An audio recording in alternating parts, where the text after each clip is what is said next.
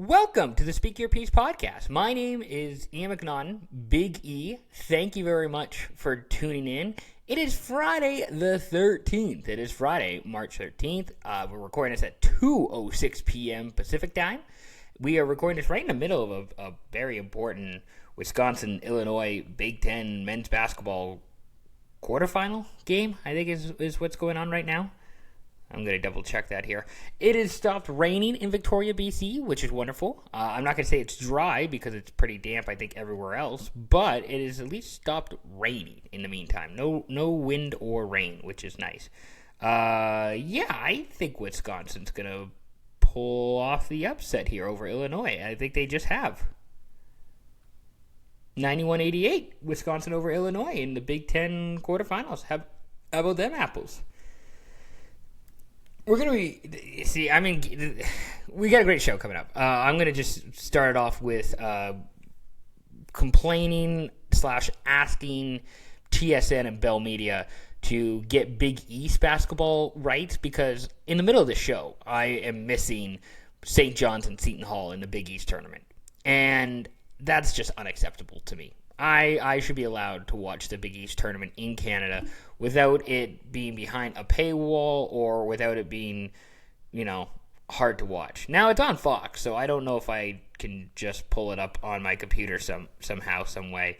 But there's some good basketball games tonight. Georgetown, UConn later tonight. Iowa State, Arizona. That's a top 7 matchup between number 7 Iowa State, number 2 Arizona.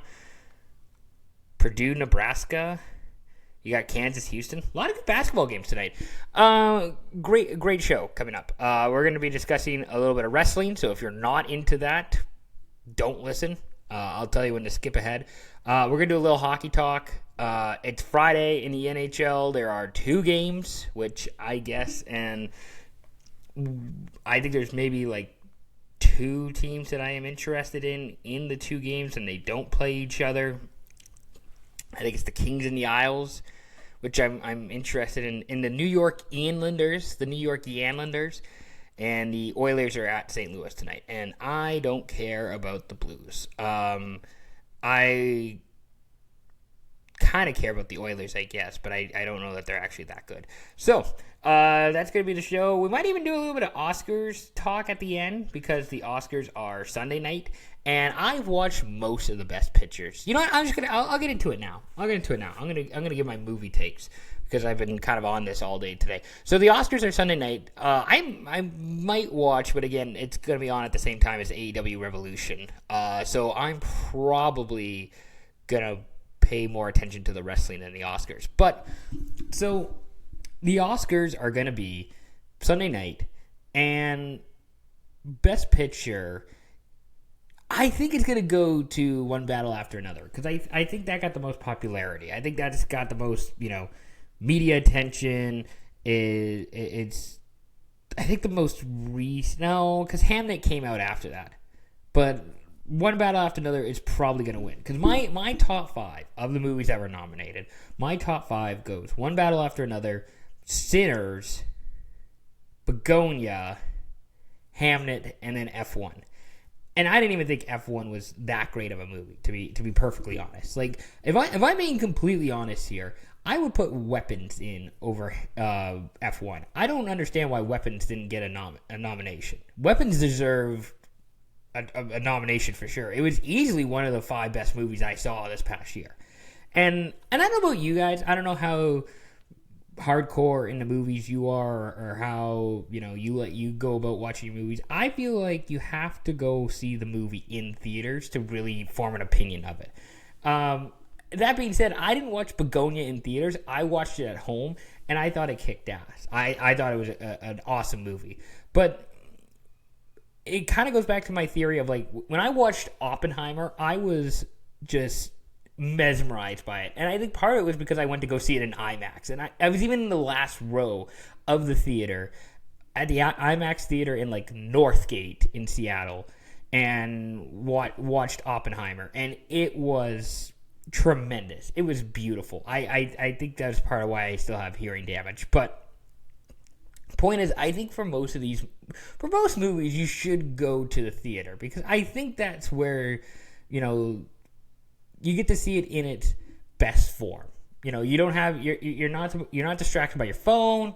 Hopefully, you're not distracted by other people. Although I can't remember which movie it was that was distracting, but it was one that was. I think maybe I went to Sinners this year, and it was like distracting with some people who were just kind of being dicks. But yeah, I thought Sinners was exceptional. I really want to make it my number one because I think it was my favorite movie I saw this year. But One Battle After Another was really good. One Battle After Another I saw in theaters, and it was a tough viewing experience in the theater because the theater I went to, their speakers were just fucking awful, were just brutal. But I watched it back at home, and like it carried so well. Like One Battle After Another just carried so smoothly the entire time. So credit to who was it? Was it Paul? I can't believe I'm botching this right now. Paul Thomas Anderson, I think, was One Battle After Another. But that movie just flowed so well. Yeah, Paul Thomas Anderson. That movie just flowed so well. So I'm going to say that's probably my number one deserve to win movie, Best Picture. I would say Sinners is number two. I love the music in Sinners. Sinners was incredible. I've seen it multiple times. Holds up every time. Really great movie. I believe it's Ryan Coogler who does that, and he's the guy who did Black Panther and tremendous director. He was terrific in that movie. The music is incredible. Michael B. Jordan has incredible acting. Same with Haley Steinfeld. Great movie. Love Sinners. Still love it, even though I've seen it like 5 times and it still rocks. 3 is Begonia, because I watched Begonia recently. Like, I probably watched it within the last month, I want to say. Like, it's a fairly recent watch for me. So maybe it's a little bit of recency bias there. But really fun watch. Emma Stone, she is so back. I think because there's so many good female actresses this year, I don't think she's gonna win Best Actress, but it's close. She puts in a hell of a performance in Begonia, so that's why Begonia's number 3 for me. I put Hamnet 4 because I liked Hamnet. I thought Hamnet was a good movie, kind of a traditional, if you want to call it that, Shakespearean movie, but the ending in Hamnet is incredible. And I mean, all of these movies have like great endings. All of these movies have wonderful endings. I think Hamnet, I almost was crying. Like, I had tears at the end of Hamnet. Really good. Can't recommend it enough. And again, I'm gonna get her name. Another tremendous performance by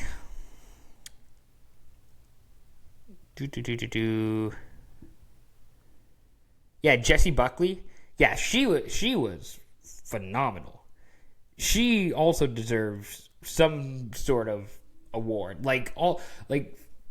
So many people deserve awards from this year in movies. Like, that's the thing. I've never been a huge movie guy per se. Like, I like movies and I like watching them, but I never thought that I'd seen enough to form opinions on films. Now I'm back into it. Like, I went to so many movies this year. Like, I don't know. I don't even, like, as much as I love something like Phoenician Scheme, I understand why that didn't get any like Oscar nominations. I don't think they did. None of the main ones, because I mean, it was a really good movie. It's a really fun movie. I don't know if it's Wes Anderson's best work, but that also depends on how big of a Wes Anderson fan you are. And I know some people can like love him and hate him. Like, it is what it is. So Phoenician Scheme was really good also this year. I saw 28 Years Later. And they just came out with 28 Years Later, The Bone Temple, recently, which I am surprised at how fast that all went. But really, really good stuff. Really good stuff this past year of movies. So I think now this year I've gone to enough movies. I've sat in theaters long enough that I think I can form decent opinions, I think, on films and what was the best stuff this year, which is why, you know, I thought Weapons deserved a nomination because I thought it was one of the 5, if certainly one of the 10 best movies I saw this year. But I didn't see Marty Supreme. I'll be honest, didn't watch that. Not sure how that went, but I mean, people really seem to like it. They seem to think Chalamet's got a shot at winning some stuff. But like F1 was not it was a fine movie for me this year. Like I didn't think F1 was anything special. I didn't think it was anything fantastic. That's all I'm saying in regards to F1. Like it's a good movie, I think, in regards to having like incredible camera work. Like some of the angles that you see on an F1 car, you will have an appreciation for, especially if you're not a racing fan. Like the camera work in that is tremendous. So credit where credit is due there. Story's fine. I'm not like F1 is just not compared to some of the other stuff that I saw this year. F1 is just not there, man. F1 is just not for me anyways.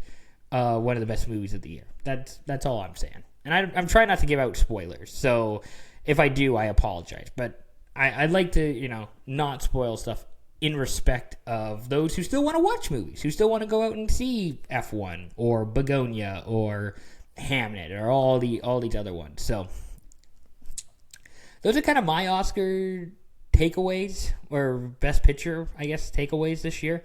I don't know if Leo's going to get Best Actor. I think it should go to Michael B. Jordan, if I'm honest, but that's just me. Best Actress.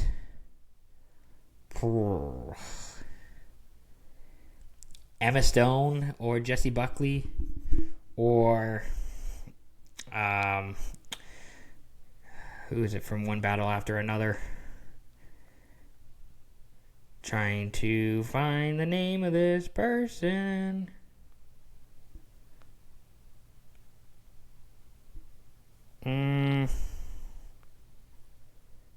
Chase Infinity, I think. I think that's who. Like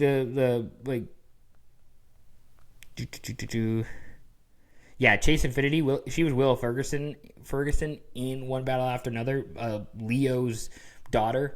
She rules. She kicked ass. So there you go. There's my Oscar talk. I could have saved that for the end, but I wanted to just get that out of the way now because that's been on my mind and talking with people about that too. So yeah, there you go. And again, I'm not a big movie guy. Like I just feel like this year I've seen enough, and I'd like to think I can form a decent enough opinion. Should people be coming to me for my film takes, for my movie takes? No, probably not. I wouldn't say I'm an expert. I just feel like I've seen enough to form a decent opinion, and I feel decent enough to express those on a podcast, my podcast specifically. So there you go. That is our Oscar talk for today. Let's do the AEW preview that I kind of been working on here. We're going to try and make it an article, but I mean, there's so many matches going on at AEW Revolution this weekend at Crypto.com Arena in Los Angeles. I mentioned on Thursday's show that this is one of the my sicko mode games of the weekend, I call it. Even though it's not a game, it's a wrestling pay-per-view. And I just, it's for the sickos. If you're into it, you're into it. If you're not, you're not. I'm into it, and it's going to be a hell of a show. So it starts at 4 p.m. Pacific, so that's 7 p.m. Eastern, and that's the pre-show. And in the pre-show, you'll have Ricochet versus Tommaso Ciampa and 19 others in a 21-man blackjack battle royal for the AEW National Championship, which is a title that Ricochet currently holds. Also in the pre-show, you have Willow Nightingale versus Lena Cross for the AEW TBS Championship. So that's kind of like the... it's not the Women's World Championship. It's like the I don't want to call it the mid-tier or like the mid-card title, which that doesn't quite seem fair. But that's kind of what it is. It's kind of the mid-card title.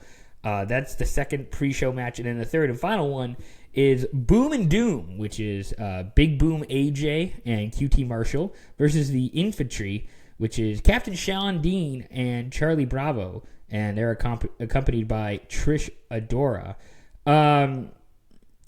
I would say that the Willow Nightingale and Lena Cross match is probably going to be the best match in the pre-show. I like to think one-on-one.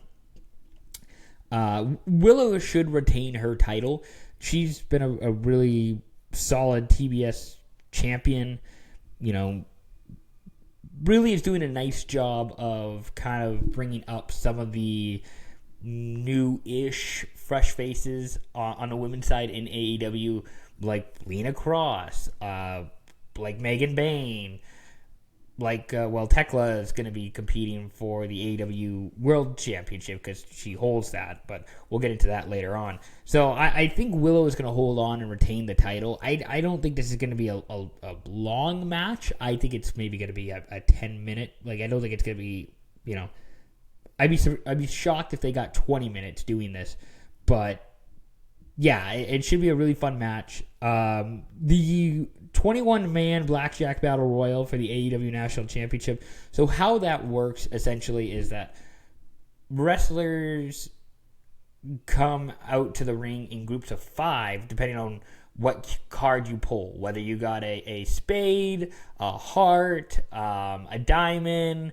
a club, whatever card you pull, that's when you run out. So 5 of you will pick a spade. 5 of you will pick a diamond, whatever, and then you're going to go out in like 3-minute intervals, I think is how that goes. And then included in the match, Ricochet, because he's the AEW National Champion. He might be the 21st guy because the 21st guy is the guy who pulls the Joker card. So that's how that goes. Tommaso Ciampa has been announced as competing in that match.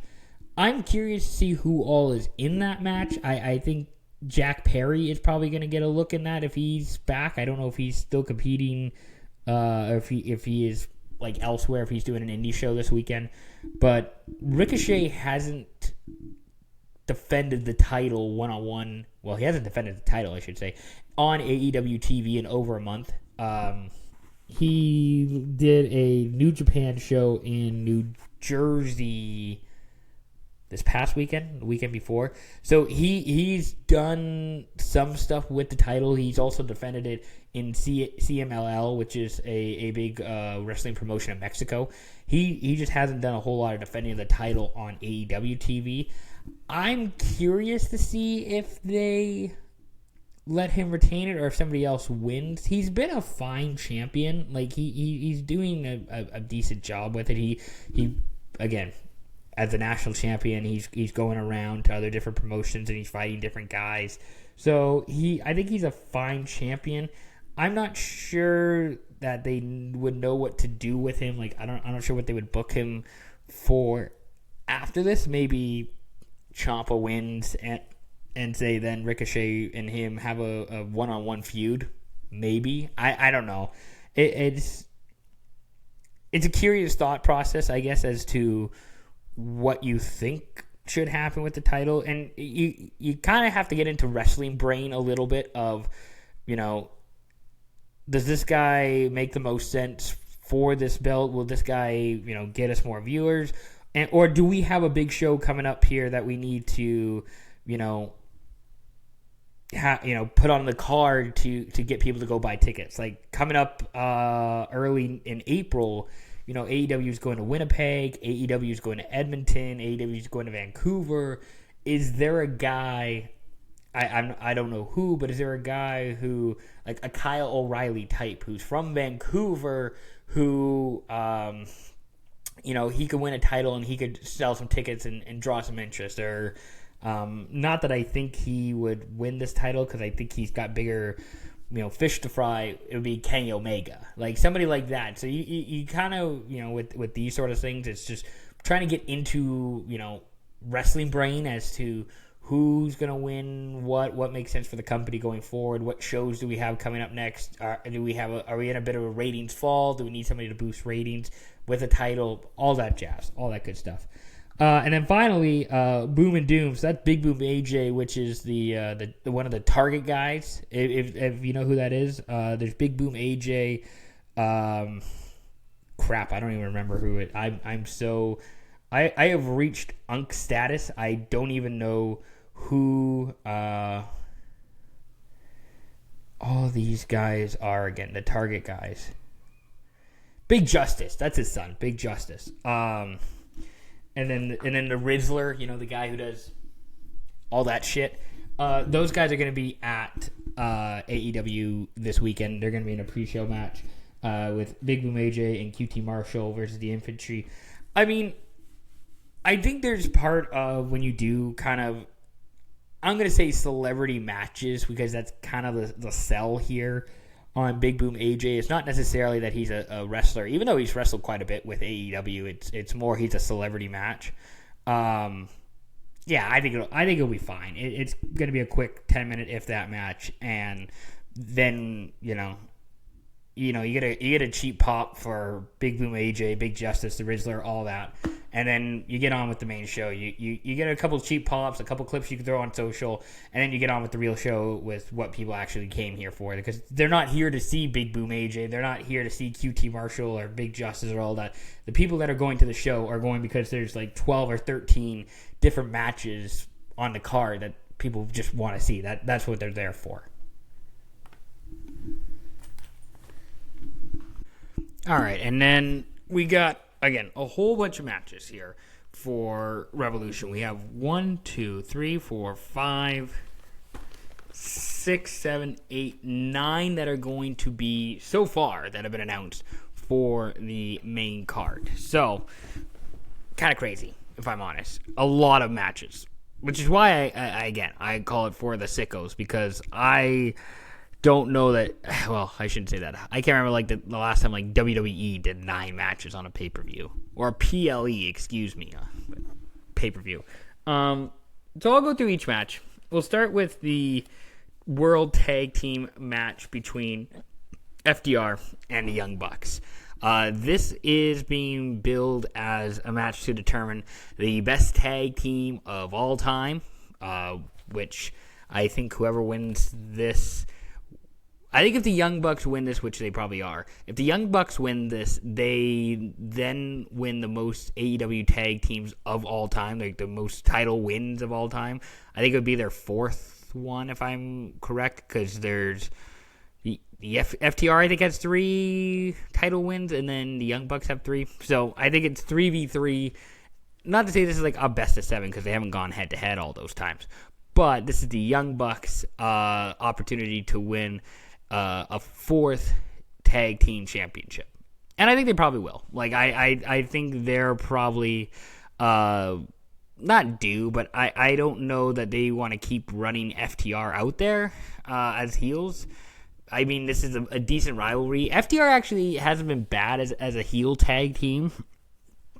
It's weird because FTR for so long were the good guys, were the crowd favorites, and the Young Bucks for a while there were the heels and were just being complete jackasses. Now it's the opposite. It's FTR who are the jackasses, and it's the Young Bucks who are now back to being like the crowd favorites and everybody loves them. So funny how wrestling works that way. I think the Young Bucks are probably going to win. I think they're solid, a solid team. I think they're going to build for the story. If they want to keep running with FTR as the heel team, I think that's fine.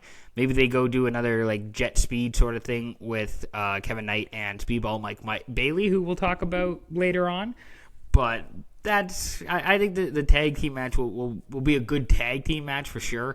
It's more just I think it's the Young Bucks. We're going to give them the 4th title or whatever. We're going to make them the greatest AEW tag team wrestlers of all time. Call them the best tag team of all time, and we're done with the day. We're all good here. We'll move on to Jon Moxley versus Konosuke Takeshita. Konosuke Takeshita. I love Takeshita, by the way. I just don't know why I have a problem saying Konosuke Takeshita. Yeah, there we go. That works. I need to work on my Japanese. I knew some Japanese when I went to Japan, but I need to learn more. I need to get better. They're going to be fighting for the AEW Continental Championship with no time limit. So if you don't know, the Continental Championship, it's obviously fought. It's obviously won at the Continental Classic, which is a tournament. But one of the rules of the Continental Classic of a Continental Championship match is that it's a 20-minute time limit, strict 20-minute time limit. If you if nobody wins in those 20 minutes, it's then declared a draw, and the champion retains the title. So this time we have no time limit. We're going to go as long as we need to. Other rules that everyone is going to be barred from being ringside. And it's just in-ring action. Like, it's basically just a pure singles match is what this is. And I'm rooting for whatever gets Takeshita out of the Don Callis family. I think I've said it before. I love Takeshita so much. He is such an incredible wrestler. He is so talented. He is silky smooth, and he deserves better to be with Don Callis, who's an asshole and a piece of shit. And the less of Don Callis I can have on my wrestling show, the better. That's what's best for business, I would say. So I'm rooting. Like, I think Moxley will probably win. I'm just rooting for whatever outcome gets Takeshita out of the Don Callis family, and I hope that happens on Sunday night. Like, that would get a huge pop from the crowd if Takeshita kicks Don Callis in the nuts. I think that would be huge. So my prediction is Moxley wins and Takeshita leaves the Don Callis family. That's, I think, the best outcome. I mean, I'd be cool with Takeshita winning the Continental title, but I mean, Moxley just won it like a few months ago, so I don't see the need to change hands. A couple singles matches coming up with Andrade El Idolo versus Bandito. Both of those guys have been on the hunt, if you want to call it that, on the hunt for the AEW World title. Andrade has not got his match yet with MJF. I would think that's coming at some point. Like, Andrade's going to get a title shot. Bandito got his at Maximum Carnage in January in Phoenix. So Bandito's got a decent push going. Andrade's got a really good push going. I'm assuming Andrade's going to get the win because Andrade's getting a bigger push right now. And Bandito, as much appeal as he has, I think Andrade is a bigger name for casual fans and casual wrestling fans. Like, he's been in the WWE. He was just there not that long ago. He came back over to AEW. So I would think that Andrade is going to win, and he's going to be the selling point, the guy. He's going to be the guy to win this and go compete for a title shot. I would love to be proven wrong, but we'll see. Because I think Bandito is really popular and he deserves another title shot too. But he already got his, so I don't know if he's going to get another one, if that makes sense. And then Brody King, who is Bandito's tag partner, they go under the tag team Brodito, which is kind of sick.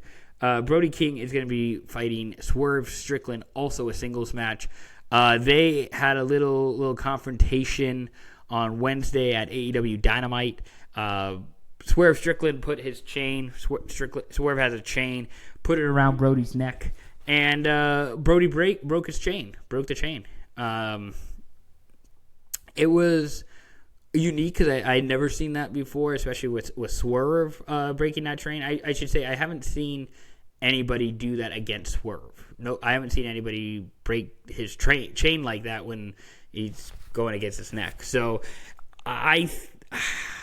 it's hard to say. So Swerve is getting pushed now more as a heel, which is really tough because I think he's a crowd favorite, but he needs to do something different, change up his routine a little bit. And Brody's getting a lot of support and a lot of praise for his push the last few months. I think this is one where they're probably going to go with the heel. They're probably going to go with Swerve to beat Brody King.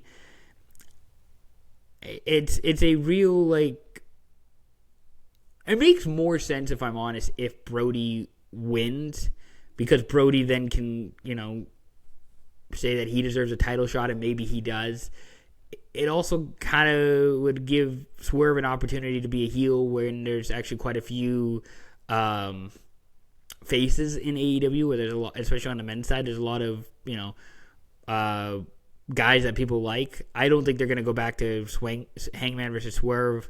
There's anybody in the Don Callis family, I guess, that Brody could fight next, but it doesn't really make sense for Swerve to fight somebody in the Don Callis family because they're all going to get booed.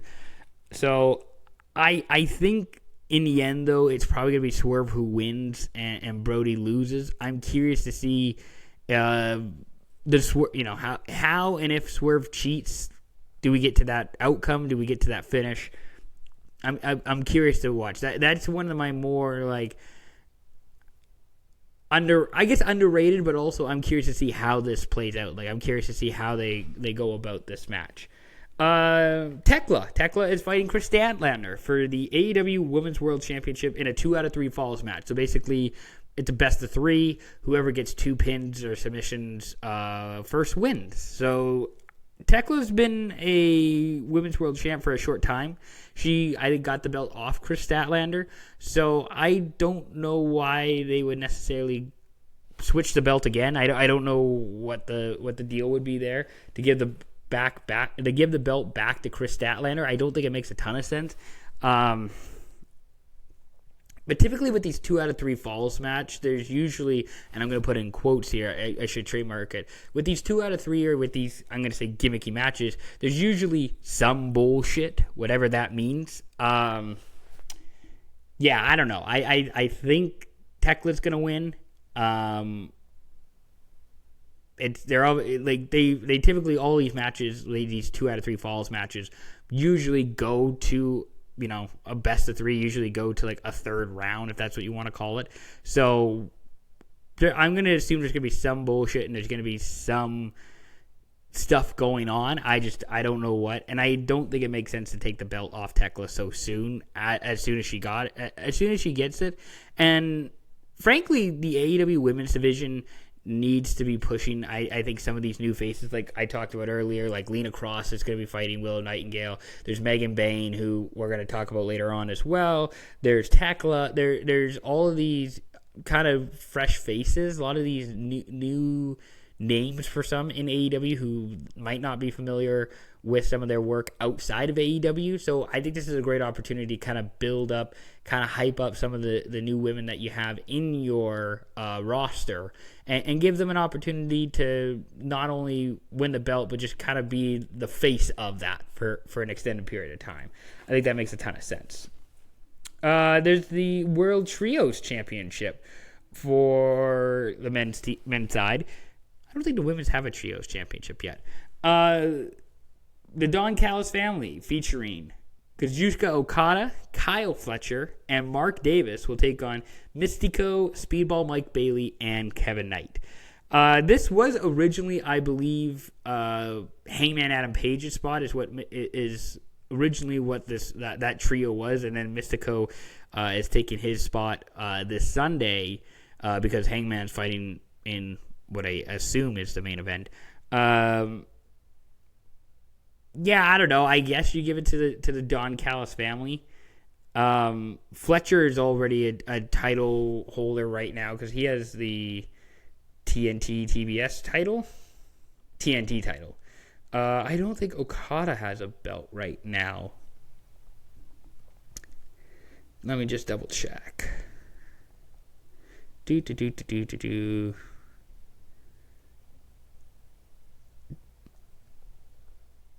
He's holding the International Championship. Okay. I like that AEW has a national championship and an international championship, as well as a TNT title and a men's world title. And like there's so many titles in AEW. It's kind of ridiculous. So, I don't know. You can put the trios title or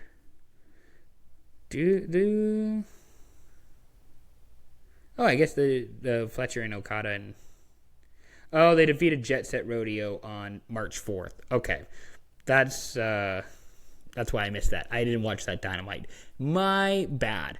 I don't know. I guess you keep it on the Don Callis family. I don't know that it really matters. I don't know that Mystico and Speedball and Kevin Knight are going to be big sellers either, to be perfectly honest. You just keep it on the Don Callis family and you just let them hold on to it for whatever length of time until you want to break up the Don Callis family, which I think you kind of have to at some point because that's been going on for so long now. It feels like it feels like it's getting a little bit stale. Like they keep teasing Takeshita leaving, and they keep teasing like Fletcher just being that guy. I don't know, man. Weird to me. They're probably going to retain. I guess is my answer on that for the Don Callis family. Toni Storm is fighting Marina Shafir in a singles match, and everyone is banned from ringside. This is just a straight up singles match, and I really I'm glad that we're getting there. I thought this was a match they should have done a while ago. I'm glad they're banning everyone from ringside because, again, I don't know about other people. At some point, it's just annoying when people keep running in and interfering, and you just deal with this bullshit.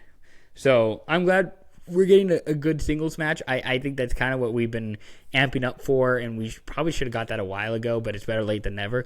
I'd love to see this just be a feud between Toni Storm and Marina Shafir. Now, I think Shafir is maybe... She was a heel. She might be becoming more of a face because she's in the Death Riders. The Death Riders seem to be getting more face kind of love. They get a few more crowd pops because Moxley is getting a few more crowd pops. So by virtue, Marina Shafir is getting a few more crowd pops. I think you go with Toni Storm to win this match. Although I'm not opposed to Marina Shafir winning as like the heel, and she cheats her way into a win, and we go then have a no DQ match, or we go do a ladders match, or we go do something, or a tables match, whatever, have some added stakes down the road at like AEW Dynasty. Not opposed to that, and I think I would love to see AEW do a bit more of that. It's the building of the storyline a little bit.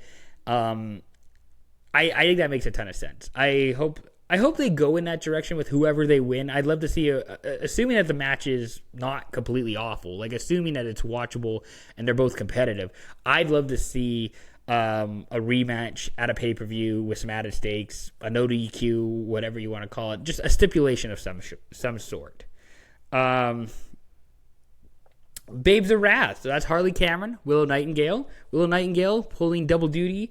Will be taking on Megan Bayne and Lena Cross. Lena Cross also doing double duty for the AEW Women's World Tag Team Championship. Babes of Wrath have kind of been weird in that they lose more than they probably should as tag team champions in my books. Like they have like a 50% last I saw, like a 50% win rate as a tag team, which doesn't feel like a ton as. That doesn't feel like a great mark as champions. Now, I get you're trying to, like I mentioned earlier, you're trying to build some of the new wrestlers and you're trying to build up some of your competition. I get that. I just feel like if you're a tag team champion, if you're a champion of some sort, your winning percentage has to be greater than 50. That's all I'm saying. I still think the Babes of Wrath are going to win this tag team. Yeah, I think they'll win this match. I mean, I'd love to see Megan Bayne and Lena Cross win. I think it would be a cool change. I'd like to, maybe see a change up. Maybe there's something else there. I don't know all the, women's, I don't think there's a ton of competition on the women's side, but maybe this is kind of like what I was talking about earlier with Toni Storm and Marina Shafir of, somebody wins, in a controversy at this time around, and then at next month's pay-per-view in Dynasty, then we're getting a rematch with added stipulations. Wouldn't be opposed to that. Could be interesting. But I think Babes of Wrath are going to win. I think Harley Cameron and Willow Nightingale are still two of the biggest fan favorites on the women's side, so I think they're probably going to win. Darby Allin versus Orange Cassidy, and Darby Allin and Orange Cassidy and Roderick Strong versus the Dogs, which is David Finlay, Clark Connors, and Gabe Kidd. So Roderick Strong just joined the conglomeration, which is Orange Cassidy, Darby Allin's weird something like come and go as you please stable faction, whatever you want to call it in AEW. It's I don't know. Roderick Strong is now actually friends with Orange Cassidy, I guess is the big sell here. They're taking on the Dogs, which is actually primarily a New Japan group, and then I guess they're all signed with AEW from now on. I like Gabe Kidd. Gabe Kidd is a cool wrestler. I'm not a big David Finlay fan, but could be exciting. And I don't know enough about Clark Connors to give an opinion. But all these guys were in a group in New Japan called the War Dogs. And due to trademark rights, they are now just the Dogs. So they're the Dogs. All that good stuff. I think this is a case of the Dogs actually probably need a win because they're new and they need to get a little bit of success. I think this is a classic case of you just need to build up the new heel group compared to like Darby Allin and Orange Cassidy and Roderick Strong, or they got some winning coming down the road. Like I'm not too worried about them. I think the Dogs though it's really tough to like. Again, you have to go back to wrestling brain here for a second. It doesn't make a lot of sense to sign this new group and then have them lose in their first big match. Like, I don't think that makes a lot of sense to sign the Dogs and then they just lose in their first match. It's like, okay, well we're going nowhere here. It's not really a sell for fans. So I think the Dogs are probably going to win this one. That's just my hot take. I could be completely wrong, but who knows? And finally, for the AEW World Men's Championship, the world title in AEW, MJF, Maxwell Jacob Friedman, is going to take on Hangman Adam Page in a Texas death match. Hell yeah. I fucking love that. That is going to be sick. That is going to be nuts. Dude, that's going to be like the 13th match. We're all going to be exhausted. We're all going to be tired. And now we're going to get to the Texas death match. Hopefully that gets people's spirits up. I didn't love, by the way, how they ended the last Dynamite. I watched Dynamite on Wednesday in, was it San Jose? Really great crowd, by the way. Shout out to the people of San Jose. Tremendous crowd. But they did, to end the show, like it's the Go Home Dynamite, and it's their main show, so it's the last segment. It is MJF and Hangman Adam Page, doing this press conference about their upcoming match with actual real credentialed media, which is cool. I just feel like you do the press conference after Dynamite. Like, that shouldn't be part of the actual show, if that makes sense. Because it was done backstage somewhere. Fans couldn't actually see. Eventually, the action boiled over, and the guys started fighting in the crowd, and that's cool and whatever. But I think that was a bit of a miss from AEW to do a backstage press conference when you still have 2,500, 3,000 people. You have a sold-out, theater crowd there, and you're doing something not in front of the theater crowd. You're doing something on a screen. It didn't make sense. I am really excited, though, for the Texas Death Match between MJF, Hangman Adam Page. If MJF wins, Hangman does not compete for the AEW World title ever again, as long as he's alive. I think that means that Hangman's going to win, because if MJF wins, you've really fucked yourself with your booking if you're, AEW, because now you can't book Hangman, who's one of your most popular wrestlers, and like now for reasons we can't book him now because he said that he can't compete for the title. So I don't know. I'm thinking Hangman's going to get a win. I'd be shocked if he didn't. It is Texas Death Match. Hangman, they call it Texas Death because Hangman's from Texas. This is his match. His stipulation is a greater stipulation than MJF's. I don't think MJF even had a stipulation because MJF was just being MJF and just being a doofus. So I'm going to say MJF loses to Hangman Adam Page in the main event, and that should be the main event. If that's not the main event, then what are we doing here? Hangman Adam Page wins the AEW title once again in a Texas death match at Revolution in Los Angeles. That's my take. That's my hot take. So to conclude, I'm going to go back to the very beginning and recap all my predictions. I'll say that Ricochet retains the national championship. I'll say that Will Nightingale defeats Lena Cross for the TBS title. I'll say Boom and Doom, so that's Big Boom AJ, they beat the Infantry. I'm going to say the Young Bucks win the AEW Tag Championship. I'll say Jon Moxley wins the Continental Championship, retains it. Again, hoping that Takeshita leaves the Don Callis family. Andrade will defeat Bandito. I'll say Swerve beats Brody King. I think that's what I said. I think that's probably not what I would do, but I think that's what's going to happen. I'll say that Tekla defeats Chris Statlander in a best 2 out of 3 falls match for the women's world title. I'll say the Don Callis family and Okada, Kyle Fletcher, and Mark Davis defeat Mystico, Speedball, Mike Bailey, and Kevin Knight for the World Trios title. I'll say Tony Storm defeats Marina Shafir in a singles match. I'll say Babes of Wrath retain the Women's World Tag Team Championship. I'll take the Dogs to beat Darby Allin, Orange Cassidy, and Roderick Strong. And I'll take Hangman Adam Page to defeat MJF in a Texas death match. I think that all sounds pretty reasonable, if you ask me. All right. I'll get you a little bit of hockey talk because I promised it earlier, even though we might be going long here.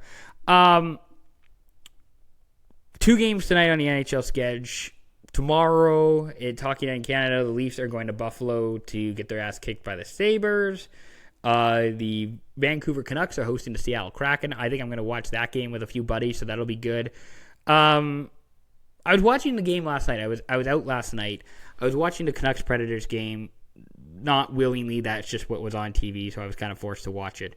And I got thinking, and I was talking with a few people about this, but I got thinking, if you're Gavin McKenna, and you're presumably going number 1 in the draft, which I think right now he is the consensus number 1 pick in the draft. I think he's got his stock back up after a tough World Juniors and a tough start at Penn State. I think McKenna is now back to being the number 1 guy. But if you're Gavin McKenna and the Vancouver Canucks win the draft lottery and they're drafting first overall, why would you go and play for Vancouver? I don't understand that. If I'm Gavin McKenna, I am Eric Lindros, I am Eli Manning, whatever you want to say. I am just outright publicly, nope, not going to Vancouver.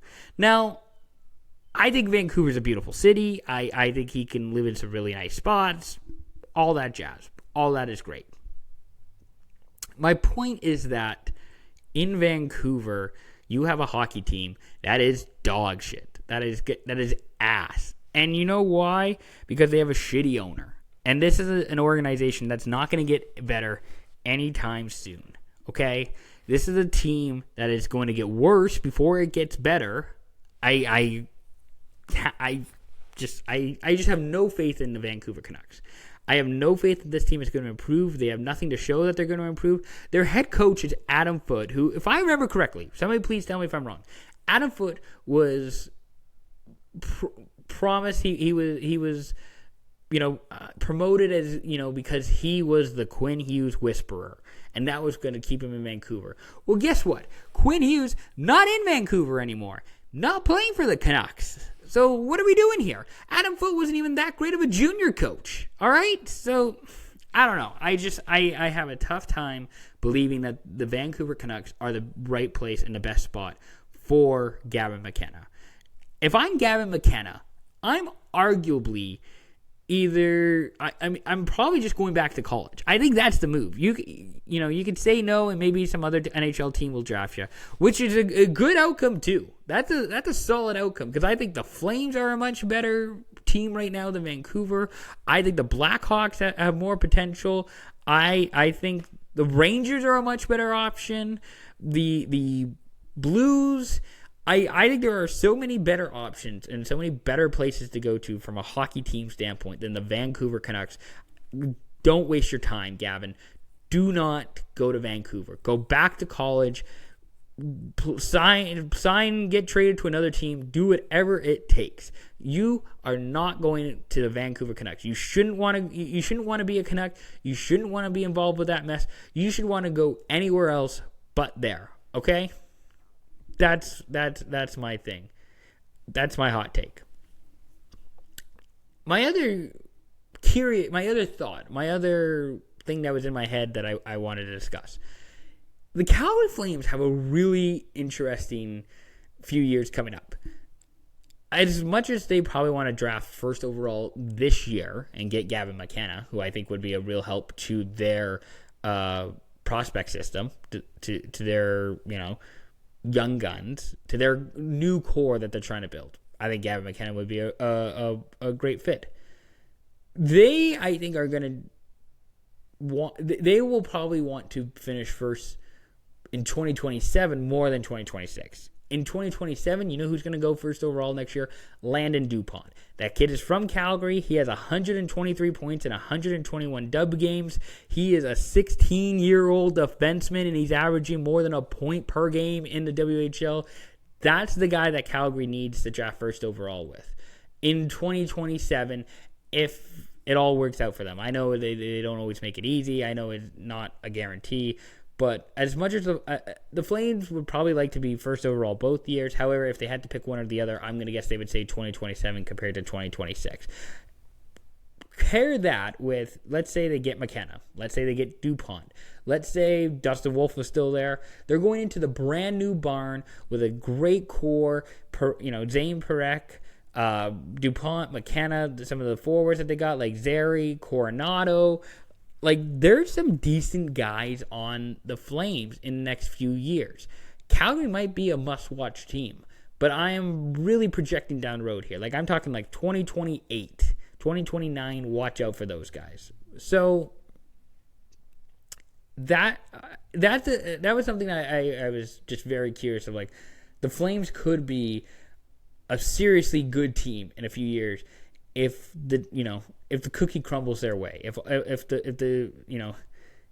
the dice rolls right, it's possible that the Flames could be in a really great spot here in a few years.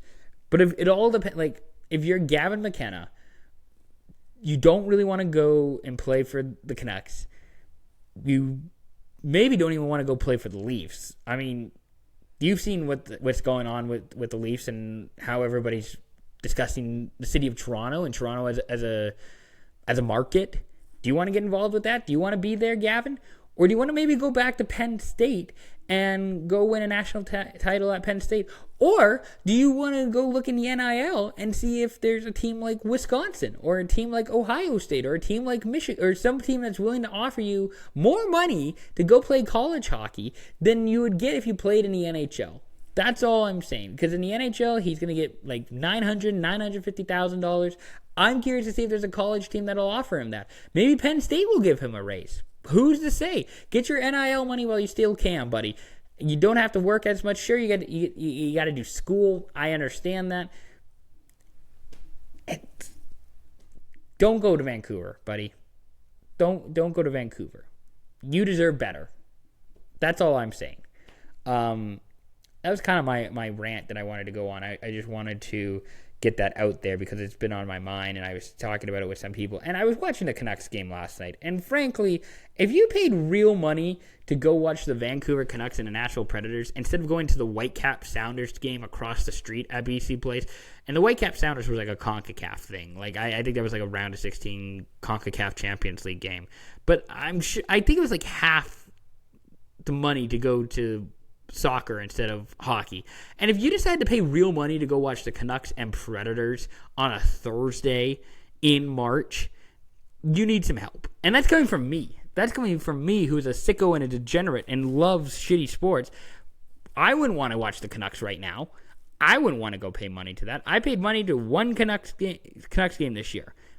And it was to watch the Red Wings. And I got to see my team kick their ass. And it was bad then for Vancouver, and it's only gotten worse, and it's only going to get worse.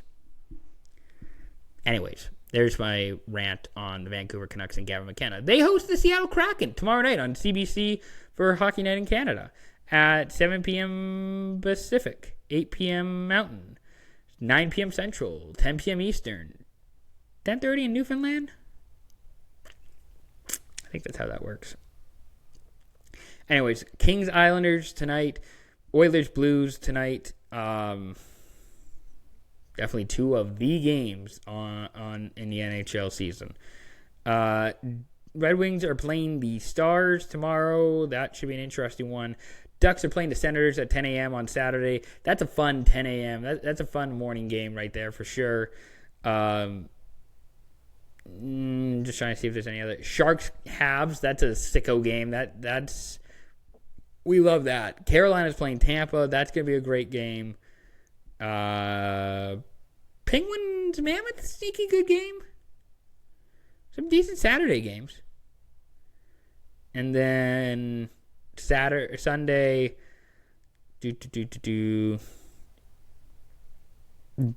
Ducks Habs could be sneaky good. Yeah, I think Sunday's kind of a maybe not as great of a schedule for hockey. Anyways, that was just my hockey talk. I just wanted to rant about the Canucks and possibly the Calgary Flames being like a team to watch out for. But I mean, I don't know. I just don't see the Canucks being a team that anybody should go out of their way or want to be playing hockey with right now. Calgary is going to be in a much better spot. The Blackhawks, who have fucking nobody, they have Nazar and Bedard, and that's it. Sure, those guys are better option than Vancouver because at least there's hope. At least they're selling potential. What's the hope in Vancouver? So, anyways, that's the podcast. I might be doing a live stream. I'm gonna just confirm on Sunday night, where I'm thinking maybe 6 p.m. Pacific. Maybe doing a live stream on the YouTube channel. So go check it out there. Thank you for listening. I appreciate all your support. I hope everybody has a great weekend.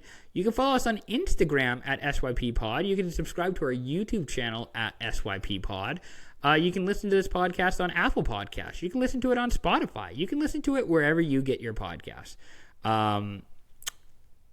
That's essentially the show for this Friday. We're just about to, getting ready for Canada-USA World Baseball Classic quarterfinals, so that should be our sicko mode game of the night. But, yeah, a lot of great stuff coming up this weekend. Stay tuned on our social for details on our live stream on our YouTube, and we'll be back again soon. Thank you very much for listening. Thank you very much for watching. Can't wait to talk to everybody again soon. Peace out.